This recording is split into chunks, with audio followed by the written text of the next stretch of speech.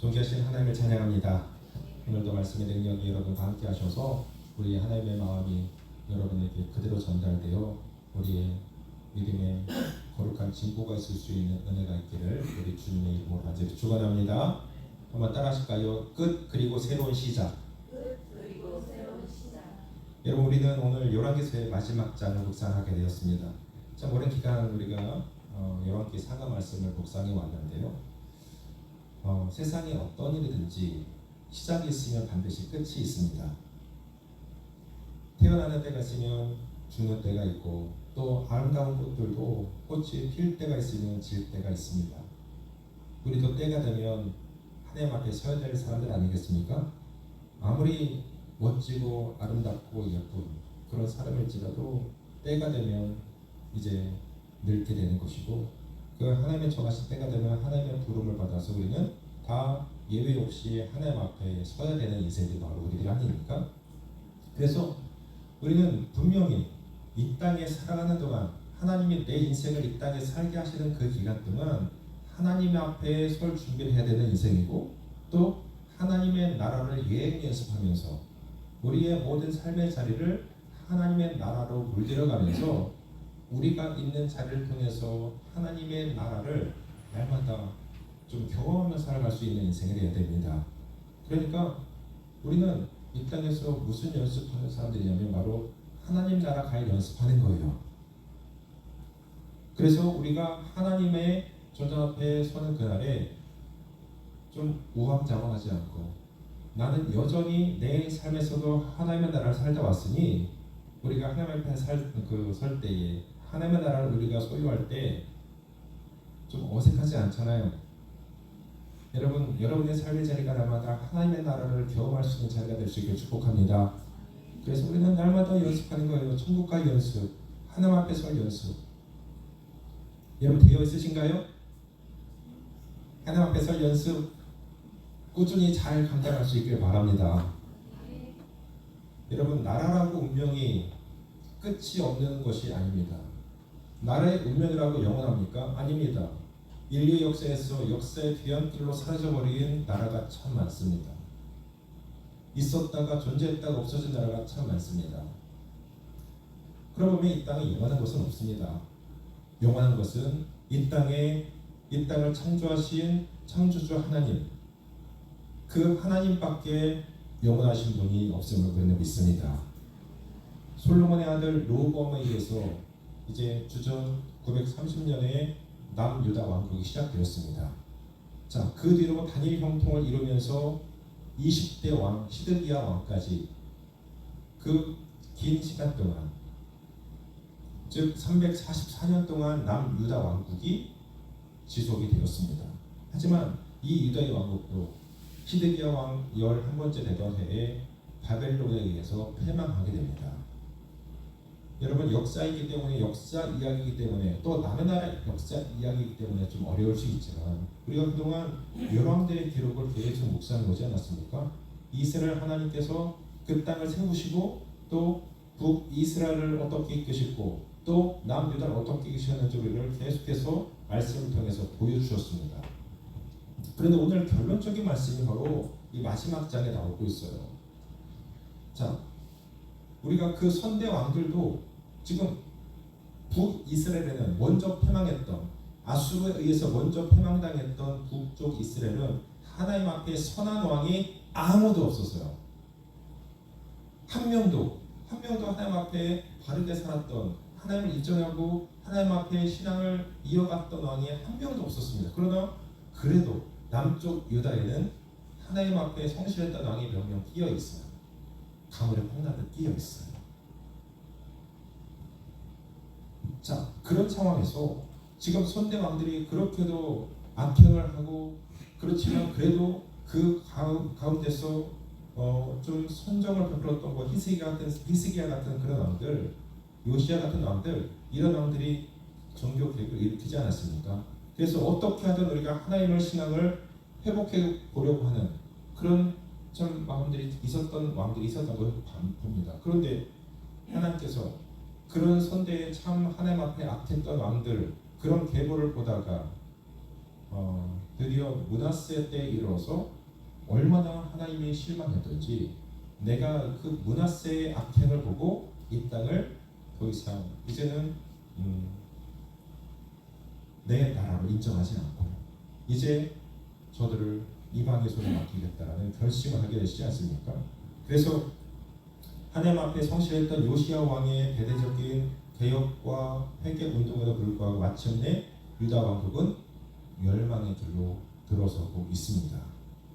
오늘 본문을 보면 하나님의 임재의 상징이었던 예루살렘 성전마저 파괴가 됩니다. 여러분, 예루살렘 성전은 남유다의 자존심이었지 않았습니까? 하나님의 임재의 상징. 솔로몬이 그렇게도 오랜 시간 동안 전심전력해서 지어드렸던 하나님의 성전, 이게 바로 예루살렘 성전이었는데 그 예루살렘 성전마저 짓밟히고 파괴되어지고 있습니다. 그리고 그 통치자였던 시드기야 왕을 비롯해서 그 왕족들 그리고 또 수많은 백성들이 그 1차, 2차, 3차에 걸쳐서 바벨론의 포로가 되어서 바벨론을 끌려가는 그런 바벨론 유수가 바로 이때에 이루어지고 있는 것입니다. 자, 유다 왕국의 최후는 지금부터 2600여 년 전에 있었던 일인데요. 비단 이 유다 백성들에게만 있었던 심판이라고 봐서는 안 됩니다.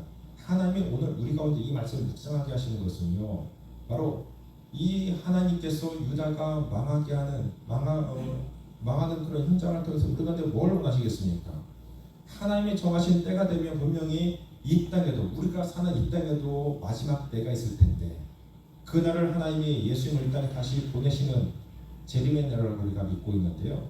자, 그 세상 최후의 심판을 어떻게 예시적으로 보여줄 수 있는 말씀이 바로 오늘 본문이 아닐까 생각해 보는 거예요. 이 세대를 보십시오. 하나님을 멀리 떠나 빠르게 하나님을 등지고 있는 시대 아니겠습니까? 우리가 느낌적으로 주님이 다시 이 땅에 오실 날이 가까워질 때 우리가 살고 있다고만 느껴지지 않습니까? 그때와 그 시는 우리가 알지 못하지만 그러나 하나님은 이러이러한 징조를 우리가 보게 하실 것이라고 말씀하셨는데 이 땅을 보면 바로 주님이 가까워진 어떤 그런 때가 되어가고 있습니다. 그렇게도 하나님을 멀리하고 하나님을 짓밟는 시대가 되고 있는 것을 볼 때에 우리가 그 때를 좀 느끼고 있는데 여러분 이런 식을 살면서 그동안 열왕기서를 통해서 하나님께서 우리 가운데 절절하게 말씀하셨던 하나님의 마음을 좀 깊이 되새기고 다시 한번 우리가 우리의 믿음을 하나님의 조전 앞에 다시 초점을 맞추는 그런 역사적인 기회가 여러분에게 좀 있었으면 좋겠습니다. 여러분 열왕기서의 결론을 생각해 볼 때 우리가 가장 먼저 생각해야 될 내용은 뭐냐면 하나님을 떠난 사람들, 하나님을 버린 자는 환난 날이 되었을 때도 결단코 도움을 받지 못한다는 사실을 깨닫습니다. 18개월 동안 오늘 보면 1절을 보니까 18개월 동안 그 바벨론의 느부갓네살 왕이 이끄는 군대가 이제 예루살렘 성을 포위하였습니다. 여러분 성을 포위한다는 것은 무슨 의미겠어요? 그들이 퇴로가 없는 것이죠. 그리고 그 안에 갇혀 있는 거예요. 도관에 든 쥐라는 꼴이 되고 말았습니다. 그러니까 그 안에서 그들이 갖고 있는 식량으로 버티는 건데 여러분 얼마나 버티겠습니까? 18개월을 그 성을 포위하고 있었으니 그 성에 먹을 것이 금방 떨어지기 잔량한 거예요.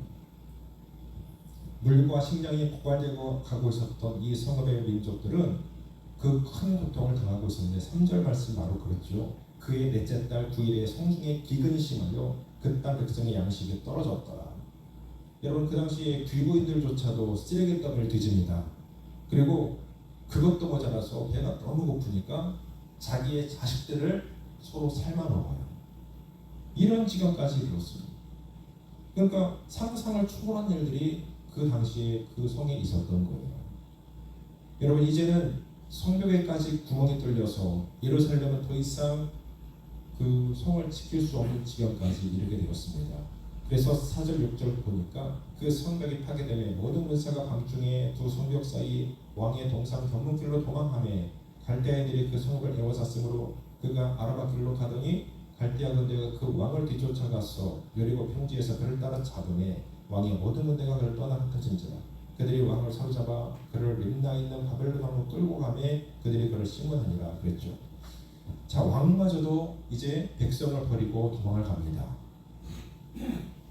그런데 예루살렘 성을 도망한 그 왕이 바벨론 군대, 추격해왔던 바벨론 군대에 의해서 잡히게 돼요. 그래서 그 시드기야 눈앞에서 자기의 아들들이 죽임을 당하는, 처참하게 죽임을 당하는 현장을 이 시드기야가 보게 됩니다. 그리고 그것도 모자라 자기는 두 눈이 뽑혀가지고, 한 나라의 왕이 두 눈이 뽑혀가지고 바벨론으로 끌려가는 비참한 신세가 되고 있습니다. 자, 이런 처참한 지경이 이루어졌지만 그를 돕는 사람은 아무도 없었습니다. 어떻게 이렇게까지 되었을까요? 한 나라의 왕이 나라를 다 빼앗기고 자식들이 자기 앞에서 다 처참히 죽임을 당하고 그리고 자기마저 눈이 뽑혀서 질질 포로로 끌려가는 그런 현장.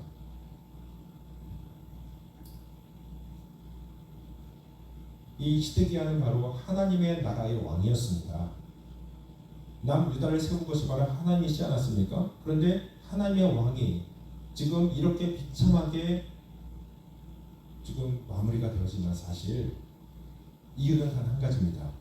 그가 바로 하나님을 버리고 하나님을 떠났기 때문입니다. 이유는 바로 그거밖에 없습니다.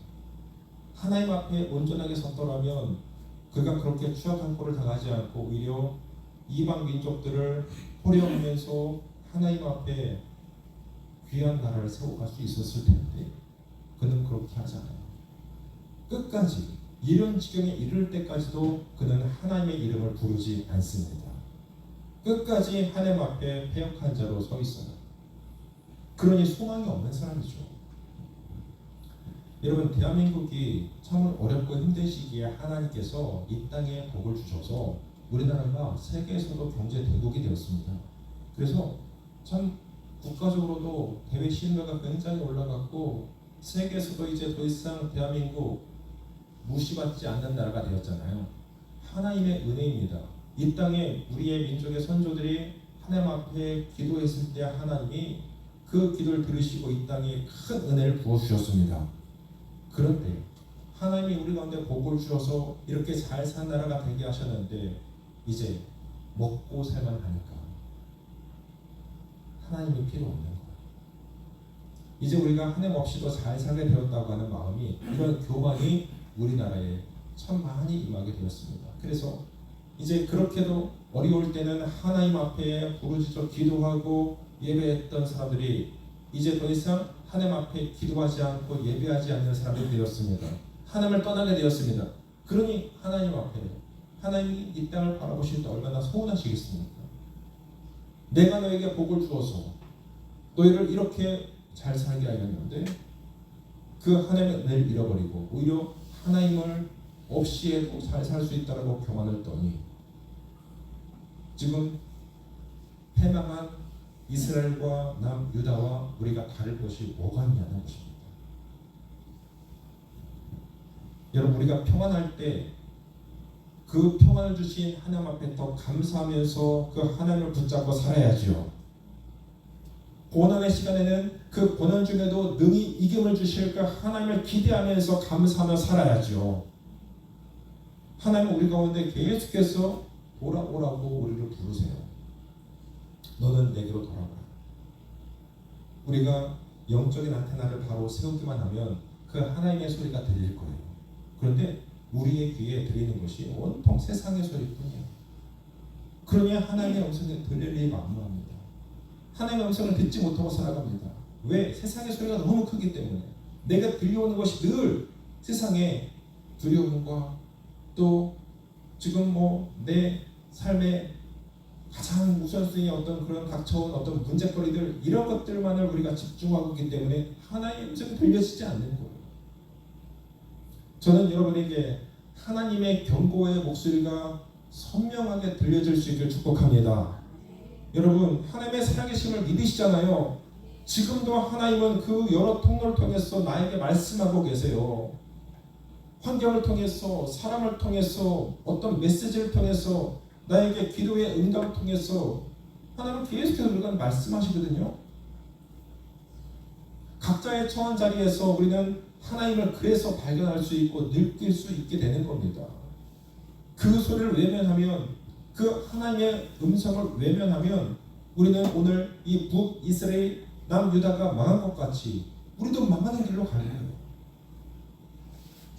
그것이 사람이든 나라든 제국이든 다 마찬가지예요. 돌아오라고 하는 하나님의 음성이 들리면 우리는 반드시 하나님 앞에 엎드려서 우리의 연약함을 다시 주께로 고백하고 우리가 잃어버렸던 그 믿음을 다시 회복해야 되는, 그것이 바로 우리의 가장 귀한 숙제인 거예요. 날마다. 저는 이번에 열리는 그 전도의 축제 기회에 여러분의 품고 기도하는 영혼들이 하나님의 음성을 듣게 되고 복음 앞에 끼어져서 하나님을 인정하고 하나님 앞에 돌아올 수 있는 영혼들이 많아질 수 있게 되길 축복합니다. 그들에게도 자신을 부르시는 하나님의 음성이 좀 천둥처럼 크게 들렸으면 좋겠습니다. 복음은 영혼을 변화시키는 능력이 있기 때문이요. 8절 말씀 보시면 바벨론 왕 느부갓네살의 19째 해 5월 7일에 바벨론 왕의 신복 7대장 느부갓네살이 예루살렘에 이르러 여호와의 성전과 왕궁을 불사르고 예루살렘 모든 집을 귀인의 집까지 불사랐으며 시위대장에게 속한 갈대아 온 군대가 예루살렘 주위의 성벽을 헐었으며 성중에 남아있는 백성과 바벨론 왕의 항복한 자들과 무리 중 남은 자는 시위대장 느부갓네살이 모두 사로잡아 가고 시위대장이 그 땅에 비천한 자를 남겨두어 포도원을 다스리는 자와 농부가 되게 하였더라. 자, 여기 저는 굉장히 놀라운 하나님의 은혜를 발견합니다. 자, 엄청난 비극의 현장이잖아요. 지금 여호와의 성전도 또 왕궁도 다 불타 없어지고 있습니다. 그리고 시드기야에게만 지나는 유다의 귀족들하고 예외일 수 없었어요. 그 땅에 잘 사는 사람들의 집이 다 불태워지고 있습니다. 다 노력질 당하고 있습니다. 이제 예루살렘 성이 완전히 허물었습니다. 그리고 그 성에 있던 유다 관료들의 집들도 온통 불태워졌습니다. 그리고 그 고위 관료들, 지식인들 중에도 히스기야와 같이 바벨론의 포로로 끌려갔던 인생들이 참 많았습니다. 이때 끌려갔던 그 젊고 똑똑하고 현명한 사람들 중에 누가 있냐면 바로 우리가 잘 아는 인생 다니엘과 그 세 친구들도 바로 이때 끌려간 거예요. 바벨론의 포로로. 그래서 그 현명한 사람들 중에 그들이 키우잖아요. 그 인재라고 해서. 그래서 다니엘서를 보면 그들의 그 현장이 나오고 있는데 어쨌든 이때 바벨론의 포로 끌려간 사람들이 그렇게 많았습니다. 그런데 보세요. 이런 비참한 상황에서 하나님이 어떤 일을 행하시는지 보세요. 놀라운 사실은 마지막 구절을 보십시오. 12절 마지막 구절 보니까 느부갓네살이 모두 사로잡아 갔는데 시위대장이 그 땅에 비천한 자를 남겨두어 포도원을 다스리는 자와 농부가 되게 하였더라 했어요. 이게 무슨 말입니까? 한때 시드기야 밑에서 아첨과 압을 하면서 그래도 온갖 좋은 것을 누리며 살았던 관료들은요 전부 다 하루아침에 비참한 포로와 종이 되어서 바벨론의 포로로 끌려갑니다. 그런데 반면에 하나님 앞에 하나님께서는 그동안 왕부와 관료들 밑에서 대접받지 못하고 비천하게 살던 사람들은 새로운 예루살렘의 주인이 되어서 그 땅의 남은 자가 되어서 그 땅을 차지하고 살아가게 하십니다.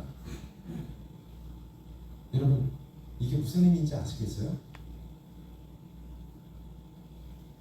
비천한 자들을 그 땅에 남겨두신 하나님, 그리고 남들은 전부 다 왕도 끌려가고 귀족들 다 왕족들 다 끌려가고 있는데 그 땅에 수위받고 굉장히 비천하고 어려움을 당했던 사람들이 그 땅에 남아서 이제 새로운 예루살렘의 주인이 되어 살아가고 있는 이런 모습, 이게 바로 하나님의 나라의 복지가 아니겠습니까?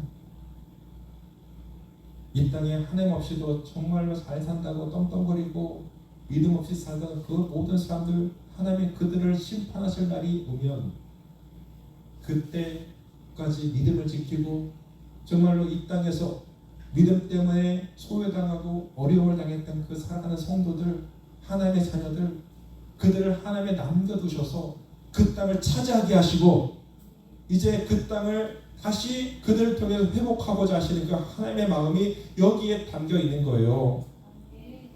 이 심판의 원리가 바로 마지막 예수님이 오시는 그날에 우리 가운데 보여질 거라는 사실입니다.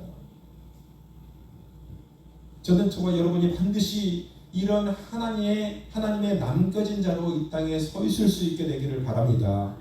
바로 남겨진 자가 되어야 돼요. 끝까지 믿음 지켜서 하나님이 그렇게도 찾으시는 그 남은 자 한 사람. 이런 사람이 망해도 그 땅에는 남겨진 자들이 있었다는 사실이 우리 가운데 엄청난 소망이 되는 겁니다. 비천에서 구원받지 못했지만 그들을 약속의 씨앗으로 남겨오신 하나님, 저는 너무나 멋있다고 생각해요. 우리 하나님 정말로 멋있습니다. 그 땅을 차지하게 하시는. 여러분, 환난 날에는요, 하나님의 성전조차도 피난처가 되어주지 못했습니다. 13절 말씀 보시겠습니다. 갈대아 사람이 또 여호와의 성전의 두 놋기둥과 받침들과 여호와의 성전의 놋바다를 깨뜨려 그 놋을 바벨론으로 가져가고 또 가마들과 부삽들, 부집개들과 숟가락들, 섬길 때 쓰는 모든 놋것들 다 가져갔고 또 시대장이 또 불 옮기는 그릇들, 주발들, 곧 금으로 만든 것, 은으로 만든 것 모두 가져갔고 또 솔로몬이 여호와의 성전을 위해서 만든 두 기둥, 한 바다와 받침들을 다 가져갔는데 이 모든 기구의 논무게를 헤아릴 수도 없었고 또 한 기둥은 높이가 18, 또 그 꼭대기가 논머리가 있어서 높이가 3규빗, 또 머리에 돌린 그물과 선유가 다 노시였고 다른 기둥의 장식과 그물도 이와 같았다. 무슨 말이냐면 하나님의 성전에 온갖 장식되었던 그 기물들 있잖아요. 금과 은과 노수에 대한 모든 것들을 다 그들이 분해해서 다 자기들 땅으로 가져갔다. 도적질을 한 거예요. 하나님의 성전이 이렇게 짓밟혔습니다. 그리고 하나님의 성전 앞에 있었던 큰 물두멍, 놋그릇 이런 것들을 전부 다 파괴해버렸어요. 철저하게 짓밟힌 것이죠.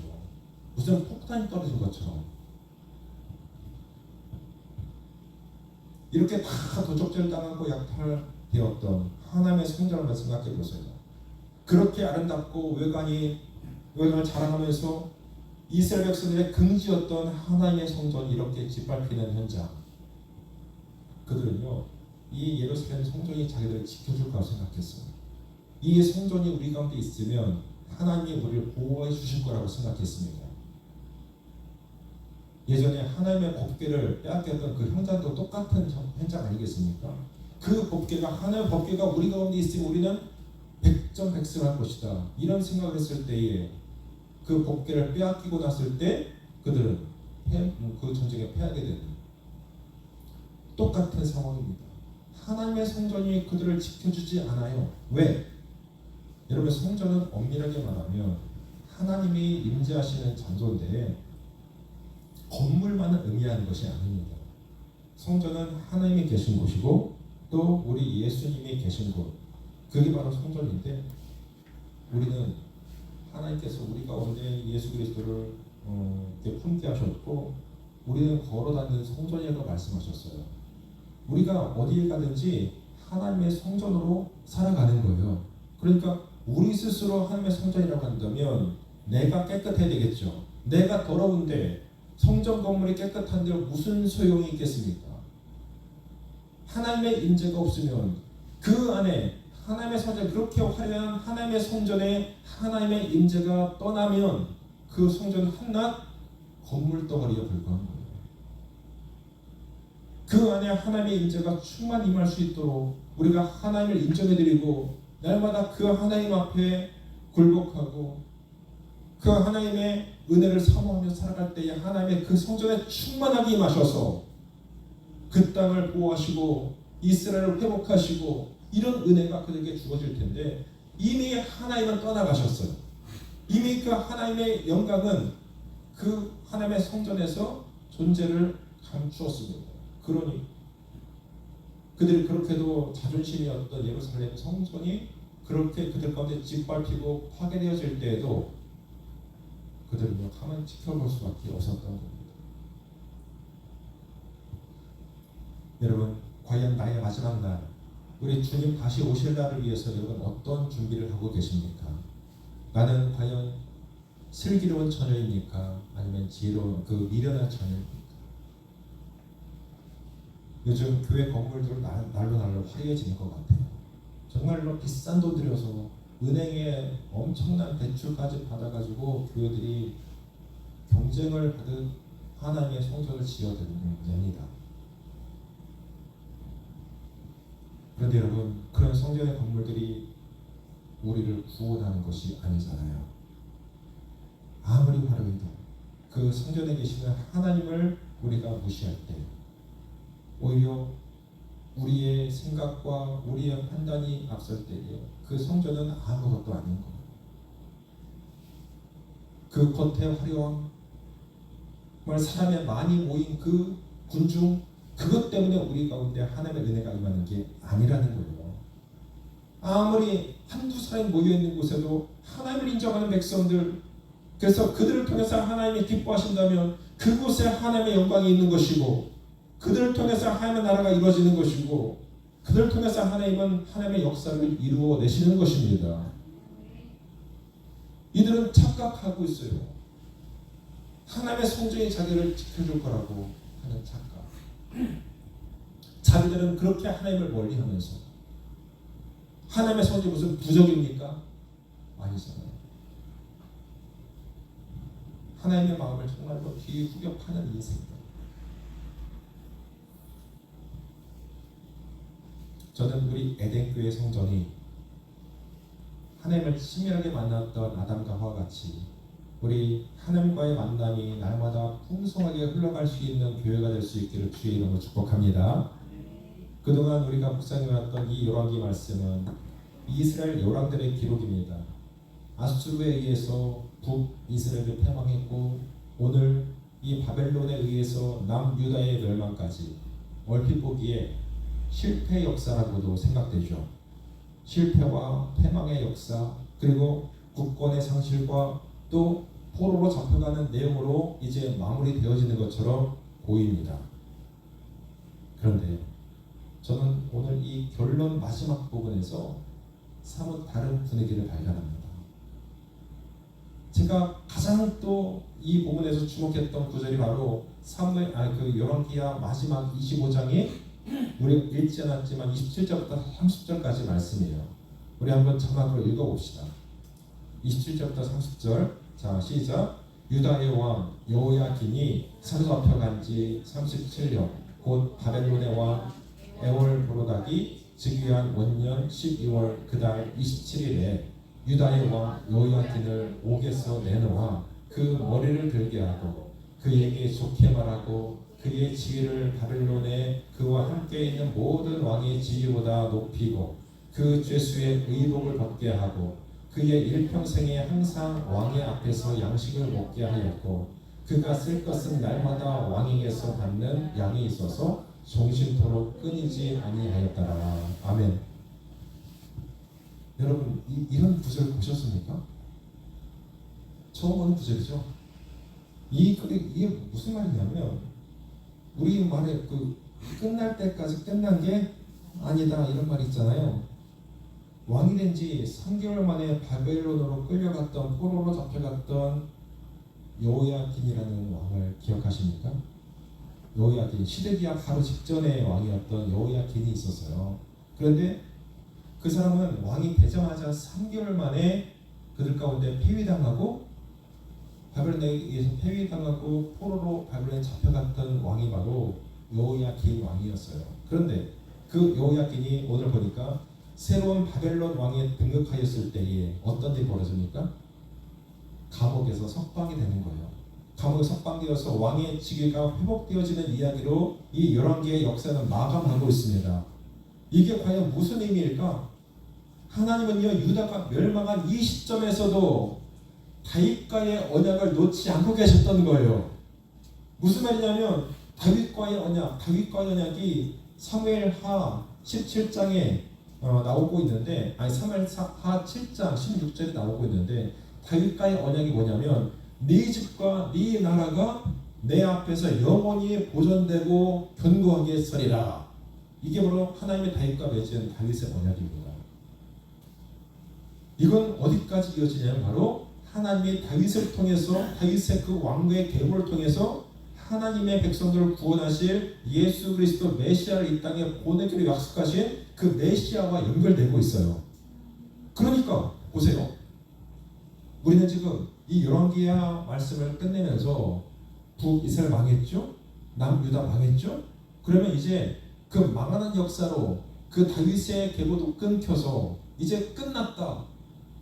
이제 이 이스라엘 역사는 아무도 이제 구제해 줄 수 없고 이어질 수 없다라고 생각하는 것으로 끝날 수 있었는데, 그런데 어떻습니까? 하나님은 이 여호야킨을 바벨론 왕에 의해서 왕의 자리를 회복하게 하세요. 감옥에서 그를 끄집어내어서 대접해주고 어떤 왕보다도 그를 높여주고 그에게 쓸 것을 평생 동안 제공해주고. 여러분 저만 감동됩니까 지금? 이 엄청난 사건이요. 지금 하나님의 은혜의 영광이 지금 이 자리에 있는 거예요. 이 여호야킨이 이렇게 회복당하는 것은요, 이 여호야킨이 잘나서가 아니요, 하나님이 그 다윗과의 언약을 지키시기 위해서, 그 다윗과의 언약을 기억하셔서 이 여호야킨을 회복하심을 통해서 그 다윗의 계보를 이어가고 계시는 거예요. 그러니까 우리가 볼 때는 다윗의 후손 여호야킨이 감옥에서 비명 행사했으면, 생을 마감했다면 다윗을 알아는 그것으로 끝입니다. 누가 봐도 이 여호야킨이 이렇게 속박돼서 왕의 지위를 회복할 생각을 눈꼽만큼이나 했겠습니까?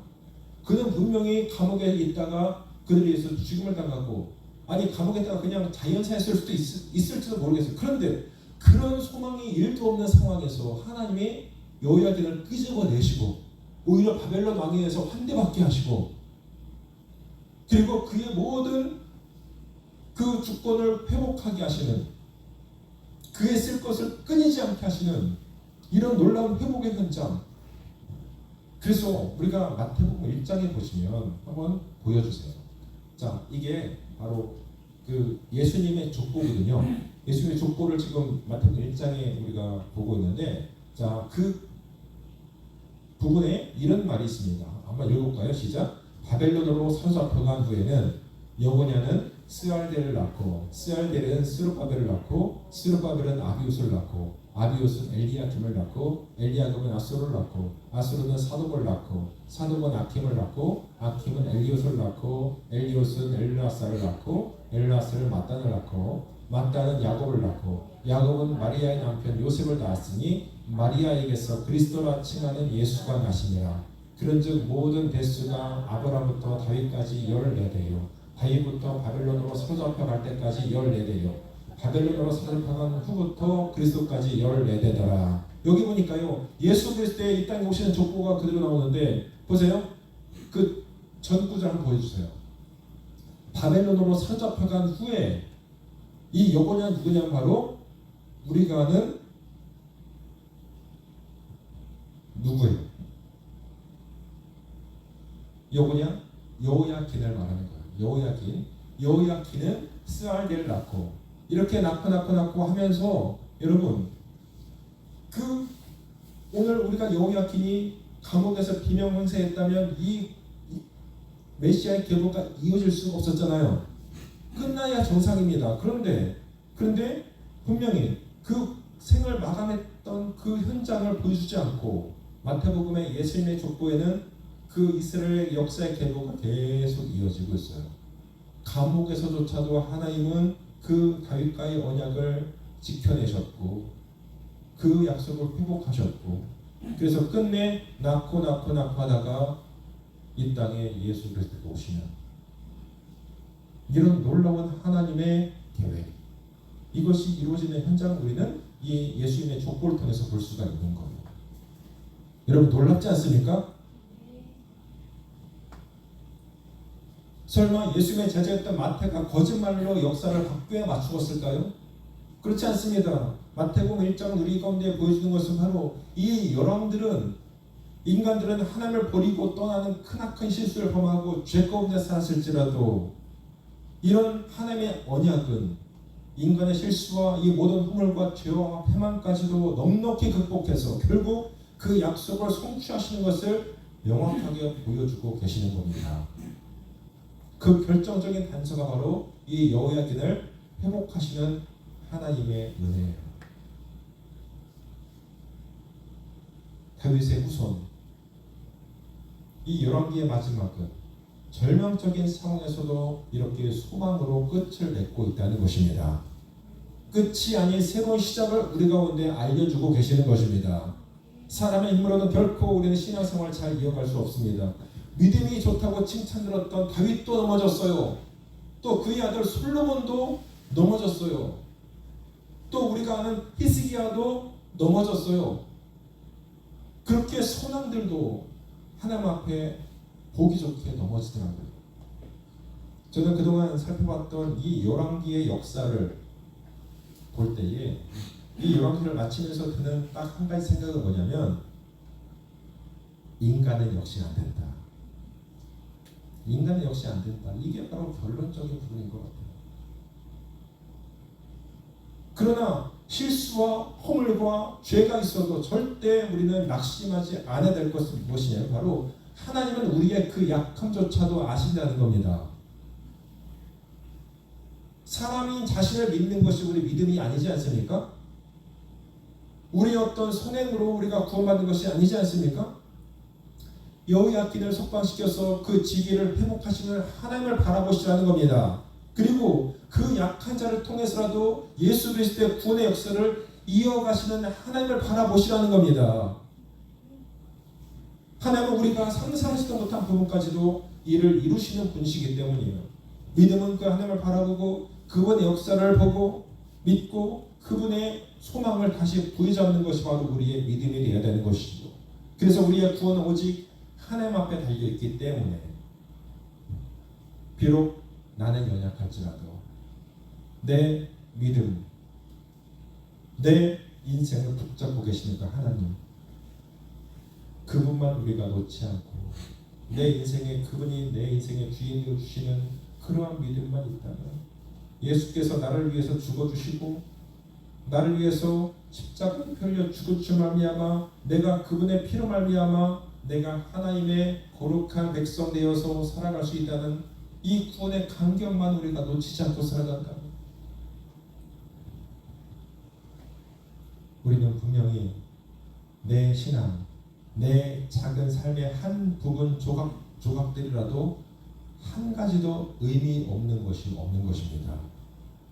우리는 다 우리의 삶을 하나님의 역사 가운데 의미 있게 만들어 가야 돼요. 그냥 반복되는 하루하루의 삶이 아니라 내가 하루를 살 때도 그 안에서 하나님의 역사와 하나님의 은혜를 발견해낼 수 있는 영적인 눈이 열려져야 되는 거예요. 때로는 여러분 힘들어서 눈물 나실 때도 있죠. 그러나 그 고난과 눈물에도 의미가 있습니다. 왜냐하면 하나님의 역사 속에서 하나님의 자녀들의 결론은 무조건 소망으로 끝나기 때문입니다. 우리의 영혼은 어찌되었든 소망으로 끝을 맺게 될 것입니다. 결국 영원한 하나님의 나라를 여러분에게 선물로 허락해 주실 것입니다. 그런 여러분 실망할 것이 없어요. 이 땅 가운데 내가 믿음 때문에 고난당하는 건 이거 잠시예요. 내가 이 땅 가운데 남들처럼 떡떡거리고 부자로 살지 못해도 비천하게 살아도 잠시예요. 왜? 우리 가운데 하나님의 나라 영원한 이 지금 모든 천국에는요, 우리가 그렇게도 이 땅에 금덩어리를 우리가 살고 깔고 앉아있을지라도 여러분 그 부자가요 그 금덩어리 끙끙거리고 천국 입구까지 끌고 왔는데 그 앞에서 천사가 야 너 왜 이렇게 헛고생하냐? 천국에는 모든 길이 다 금덩어리고 모든 금은보와 우리가 상상할 수 없는 그런 것들로 가득 채워져 있다. 우리는요 그 나라를 소유받을 인생들입니다. 내 자격이 아니라 예수 그리스도 그분의 십자가의 은혜 때문에 우리는 그 나라를 소유하게 될 것입니다. 하나님의 소망이십니다. 여러분 끝이 아닙니다. 그분의 십자가에는 우리 가운데 새로운 시작을 날마다 보여주고 계십니다. 여러분 결단코 이 땅 가운데 패배자가 아니라 하나님께서 찾으시는 그 남은 자가 되십시오. 여러분의 가정에, 여러분의 교회에, 또 지역사회에 여러분이 소망이 되어주시길 바랍니다. 내게 주신 자리에서 하나님을 향한 믿음으로 하루하루를 잘 살아내셔서 하나님을 모르는 이 세상이 여전히 하나님이 임재하시는 거룩한 땅임을 여러분 세상에 보여줄 수 있는 믿음의 사람들 다 되실 수 있기를 우리 주님의 이름으로 간절히 축원합니다.